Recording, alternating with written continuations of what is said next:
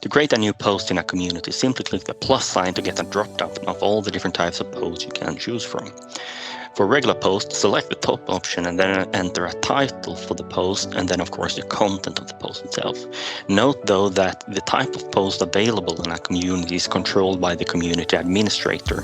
So if you can't select a different type of post, then it means that the community administrator has disabled that option. Once you're done, you click publish and then the post will be visible to all the community members.